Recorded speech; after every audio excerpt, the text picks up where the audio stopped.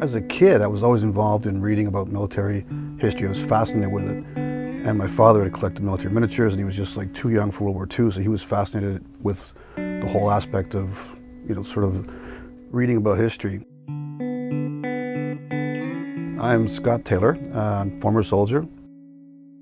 I graduated from the College of Art and wanted to take on a personal challenge. I wanted to see if, before I entered into my lifetime career of art, which was my illustration background was going to be, I wanted to see if I had what it took, kind of thing. So I wanted to become a paratrooper. I wanted to become a commando. Started Esprit magazine in 1988. Have been doing that as a publisher and then working for other agencies as a war correspondent for the past 3 decades. It was this idea that, if we're going to do the stories, why would I let someone else go and do the adventure if it's not going to be me? Like, if it's going to be a trip to Namibia or to wherever to go up into the Arctic, why would I want to hire a journalist when I want to do that? Now I could do Air Force or Navy stuff, and I got to go to sea, and I got to go on submarines, and I could do things that I had never been able to do. So for me, it was this ticket to adventure galore.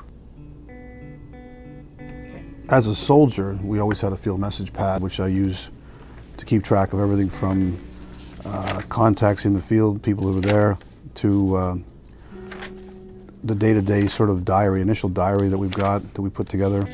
And this is accumulated over various trips over the years. These things were handy at the time, and then certainly proved to be an excellent kind of way to recapture what that was, the immediacy of what was happening there. So this particular diagram was from the Russian counter-invasion in 2008. So for me, sometimes it's taking a combination of my art background as a student and then my soldiering experience to take things and then try to actually visualize them. I spent years and years covering war zones, and as a soldier, it's one of those things where you believe yourself to be invulnerable. Like, you can't sort of ever think about what if it's going to happen to you. You always think it's going to happen to somebody else. And I had 20 trips into the north of Iraq, and thought I knew it, that I was experienced, or that I would always be able to talk my way out of it or whatever else. And then I learned in September 2004 that isn't always the case, and I became, all of a sudden realized, this is it. There's no talking your way out of this one. Which, I sit here, so obviously now that it did happen, I did survive it, but it was a brutal captivity. It was 5 days, and myself and my Turkish colleague were, we were tortured, beaten. There's a whole range of emotions even when you're a captive. You don't just sit there all day just shaking in fear. There's things that happen that are actually funny, even in retrospect, when it's just, life happens, right? It's just, so you can't just sit and quake for 5 days. There's moments of intense terror, and then there's other moments where, some of the food actually wasn't too bad. Very quickly, the minute we started to express actual opinion, there was a whole censorship issue with D&D. Their first reaction to any kind of criticism was to kill it. They weren't just going to challenge it or refute the argument, they were going to crush the magazine.